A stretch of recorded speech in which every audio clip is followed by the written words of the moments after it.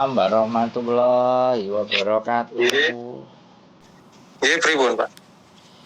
Jadi ini mbaknya yang di Hong Kong itu saudaranya sampean, adiknya atau apanya? Iya, Adik, Pak. Adik, sampean masih. Nggih, nggih. Oh, terus lagi masalah sama suaminya. Nggih. Oh, kok. Saya boleh cerita dari awal nggih? Oh, tapi nggak usah disebut nama ya. Oh, ngoten. Nah, jangan sebut Nggih. nama. Adik saya, bojonya, nah gitu boleh. Oh, iya. Gini, Pak. Nggih. Dia itu kan awalnya di Hong Kong itu udah lama. Terus dia nikah sama orang Hong Kong waktu itu. Siap. Dan nikahnya pun nikah kontrak waktu itu. Ya kan? Nikah kontrak. Dia cuma cari keluarga negaraan aja waktu itu kan. Terus kenal sama orang Indo. Terus memutuskan untuk pulang. Dan pulang itu suaminya yang di Hong Kong itu dicerai gitu kan. Nah kemudian di Indo itu ada masalah gitu sama suaminya gitu. Intinya nggak pernah dinafkahi sampai sekarang. Dan intinya suaminya itu juga ngenteknya duit lah. Duit itu nggak karu-karuan lah. Duitnya dinteknya gitu. Nah waktu pertengkaran sama suaminya itu dia kontak sama bosnya. Ya kan? Wes iso gak iso aku saiki golekno paspor gitu kan. Akhirnya sama bosnya dikasih duit ngurus dokumen-dokumen buat kembali lagi ke sana gitu kan. Nah sebenarnya dia itu di sana tuh nggak boleh kerja. Sebenarnya gitu loh, nggak boleh kerja. Nah sama bosnya itu dipekerjakan lah di situ, kantornya situ gitu. Oh ya, bantuin lah. Bantu gitu. Nah waktu itu kemarin mau tahun baru tanggal 23 dia mau nyuci, ketangkep nah itu gitu loh Mas. Ceritanya gitu. Jadi aku ya tenang waktu itu, tenang karena tenangku gini ya, paling overstay paling 2 bulan 3 bulan selesai gitu. Ternyata setelah dikulik-kulik sama polisi sana, ternyata ada pemalsuan dokumen itu gitu loh. Jadi saya ya mikir, terus terakhir dia kirim surat kalau nggak salah 10 bulan atau gimana gitu tahanan itu. Ini solusinya gimana ini Mas? Solusinya ya diikuti persidangan. Terus? Dan nggak perlu khawatir dengan uang. Sekali lagi kalau dia ditaruh di tahanan dalam, itu nggak ada beban, nggak ada beban. Kalau tahanan di dalam, tapi kalau tahanan di luar, nah itu yang repot. Jadi kalau tahanan luar itu ibaratnya ringan. Jadi dia masih boleh di luar, sistemnya lapor. Kalau di tempat kita kan tahanan luar. Nah, tapi kalau tahanan dalam dan ini dianggap sebagai bentuk kriminal yang berat menurut mereka, jadi pemalsuan dokumen sambil dia menyalahi aturan administrasi, artinya kan dia bekerja dengan posisi turis, itu kan menyalahgunakan administrasi. Lah artinya administrasinya juga dia juga data ganda, double kayak gitu kan. Jadi pemalsuan dokumen, nah itu akan memperberat. Bagi saya kalau kasusnya dia berat dan di penjaranya di dalam, sampai nggak perlu khawatir. Tinggal nunggu aja nanti kapan bebas. Karena setelah bebas nanti mungkin dipulangkan sama pihak KJRI. Iya, pasti dideportasi itu Mas ya. Deportasi atau setidaknya sama mereka ditaruhlah ke maskapai penerbangan, mungkin kemudian ya ditutupin kepalanya atau mungkin bagaimana atau diborgol atau bagaimana di dalam pengawasan terus dimasukkan ke maskapai penerbangan terus pulang ke Indonesia, itu namanya deportasi. Itu tidak ada menjadi persoalan, cuman ada catatan hitam untuk dia nggak bisa balik lagi ke Hong Kong.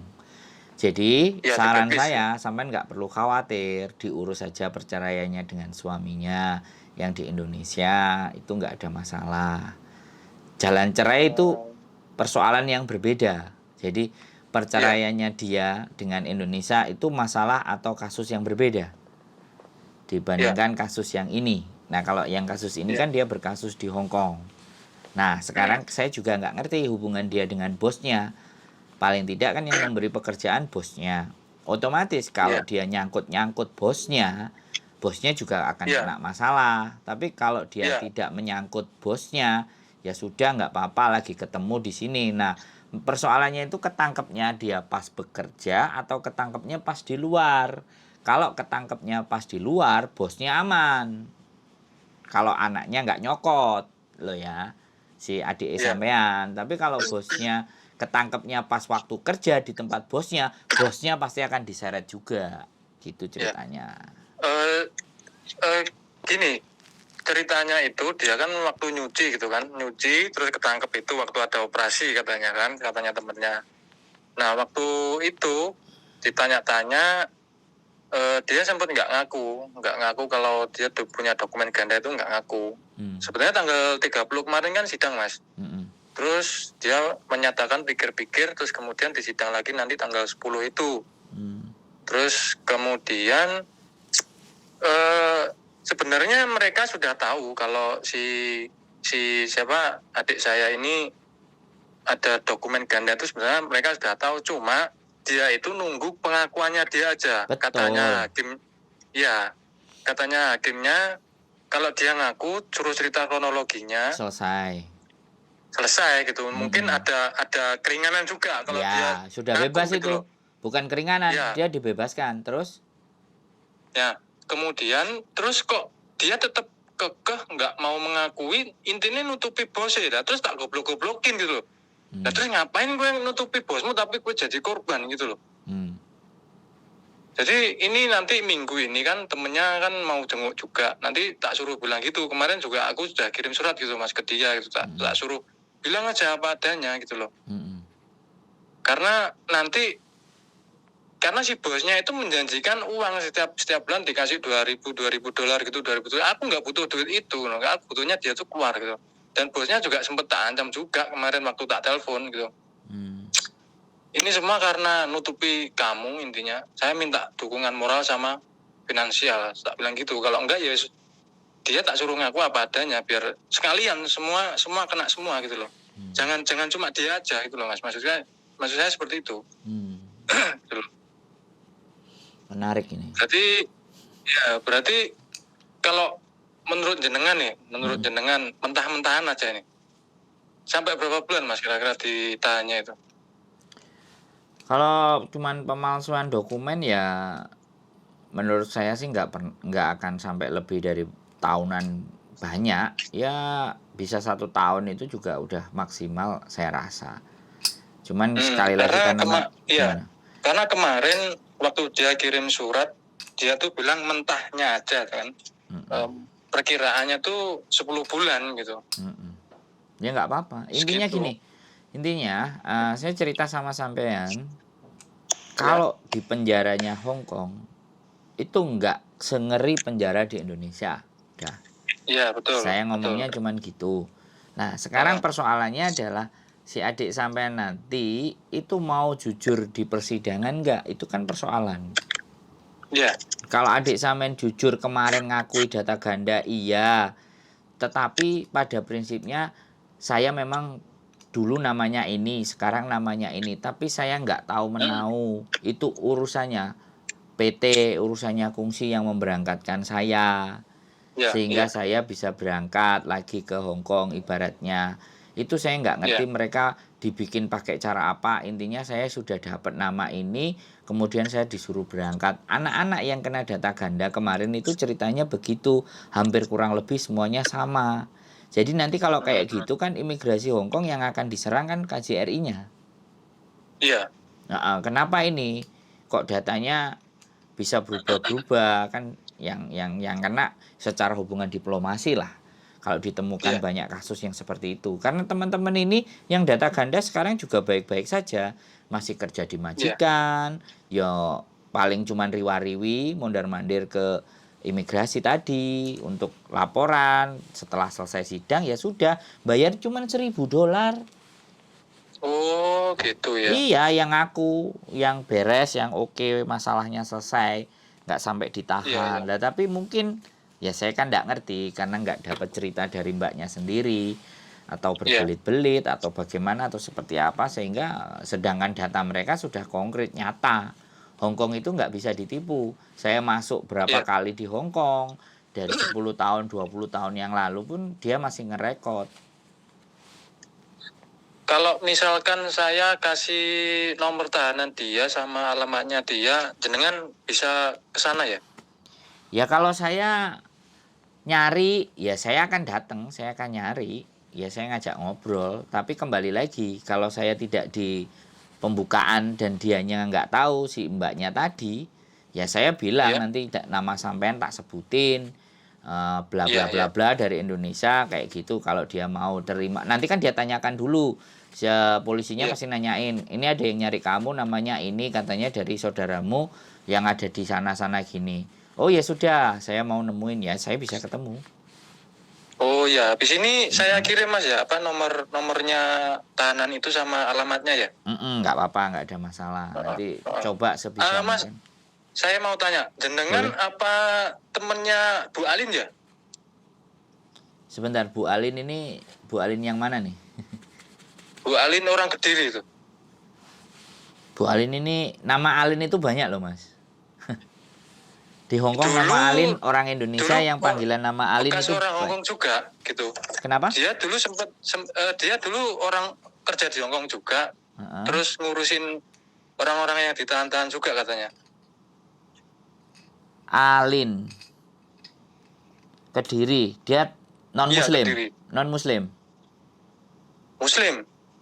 Oh, Bu Alin ya. Sekarang posisinya udah residen permanen apa gimana? Sekarang sudah hampir 1 tahun Mas di Kediri. Kemarin juga saya habis dari sana gitu. Oh, oh udah pulang. Iya, udah pulang. Nah, kalau nanya Katanya, iya katanya dia juga ada teman gitu di Hong Kong yang bisa ngurusin itu. Cuma sampai sekarang saya masih nggak bisa hubungi Bu Alin karena beliaunya juga sibuk gitu. Kalau nyari saya itu gampang mas, channel YouTube ketik Sandro Jabrik itu udah keluar nama saya mas. Oh gitu. Saya Ya, konten ya, ya. kreator, jadi Saya benar-benar minta tolong Mas ya sama jenengan. Nggak tau lah nanti gimana. ya kalau cuman Maaf banget informasi saya ngerepotin datengin, gitu. nggak apa-apa. Wong kemarin saya juga jemput anak yang dipukulin sama majikan. Ya justru sebenarnya hidup saya itu malah nyari masalah mas, nyari masalah untuk diselesaikan. Loh ya bener nggak? Iya. Ini kan nyari Iya, iya, masalah Mas. namanya. Iya, Kurang iya. kerjaan kan. Iya. Tapi ya makanya tadi saya sebut bahwa sampean jangan nyebutin nama, jangan ada identitas ya Pak. Kalau ada sebutan yang tadi ya mungkin tak hapus. Nanti sampean bisa pantau saya di channel YouTube saya. Jadi artinya saya itu orang yang nggak selintutan. Saya itu nggak delik. Saya naik ke permukaan, saya tunjukkan muka saya buat kontennya. Oh, gitu. Kan kayak gitu tuh Mas. Karena Iya, kan iya, kenalanku iya, Mas. yang sampean telepon tadi kan lawyer. Iya, Ya, betul. jadi kalau saya bikin konten saya juga harus punya lawyer kan kayak gitu tuh mas. Iya, betul. Kalau saya misalnya berkasus, nah lawyernya yang maju. Oh, gitu. Iya, Makanya dia, makasih ya Mas ya. Aku dia minta cari. tolong banget sama jenengan. Nah, jadi Maaf banget kalau ngerepotin. enggak, jadi tidak ada persoalan. Mertua saya juga rumahnya Kediri, istri saya juga orang Kediri, orang Wonojoyo. Kediri juga. Iya, Iya, Wonojoyo tapi. Kalau saya orang Iya, iya. Jombang, saya orang Jombang. Kebetulan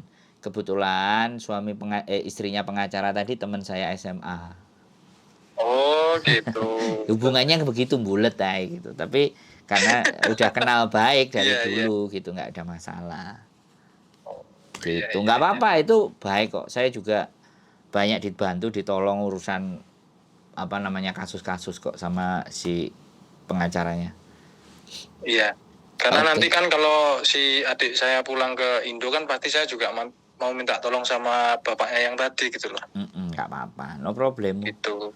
No Iya. problemo aja. Karena ya Jadi masih banyak yang harus diurusin gitu loh Mas. iya. Saya nggak tahu minta tolong ke siapa waktu itu kemarin. Waduh, waktu di Hong Kong itu minta tolong sama siapa, saya bingung gitu. Sampai saya nggak berani ngomong sama bapak ibu gitu loh. Ya nanti ditonton channel saya biar sampean juga ngerti, biar sedikit banyak paham cerita-cerita yang ada di Hong Kong dan paling tidak sampean tahu dan paham muka saya gitu loh. Kalau paham, Iya, baik, tahu Mas. muka saya, orangnya bagaimana kan otomatis akan menambah keyakinan sampean atau oh ya sudah kan kayak gitu tuh Mas. Oh, Iya kan kita makasih banget Mas. iya kita nggak mau Terima jadi kasih, orang yang nggih. delik-delik, yang tertutup, nggak kelihatan. Iya. Saya bukan tipikal yang seperti itu. Iya, iya. Jadi gitu ya Mas. Boleh Oh nanti iya, terima kasih ya Mas. kalau Habis ini dikasih saya kirim Mas. boleh Alamatnya. siap. Iya. Terima Iya, kasih, terima sehat kasih, selalu Mas. Mas, tenang-tenang saja, nggak perlu Iya, panik. iya, Mas. Nggih, sembah nuwun. Nggih, Assalamualaikum. Waalaikumsalam warahmatullahi wabarakatuh. Banyak sekali ya kasus teman-teman. Tapi apapun itu kita nggak perlu lihat latar belakangnya. Kalau kita sudah cukup tahu latar belakangnya dan bagaimana harus membantu, ya akan kita bantu. Tapi kalau ternyata kemampuan kita tidak bisa kapasitas untuk membantu, maka kita tidak juga akan memaksakan diri untuk membantu. Itu saja dari saya. Sekali lagi, cerita-cerita, informasi-informasi, dan pengalaman-pengalaman itu bisa jadi pelajaran berharga buat kita semuanya. Karena kita tidak harus terkena persoalan, tapi kita bisa belajar dari orang lain tentang permasalahan-permasalahan di dalam kehidupan. Sekali lagi, keep stay tune in my YouTube channel and see you.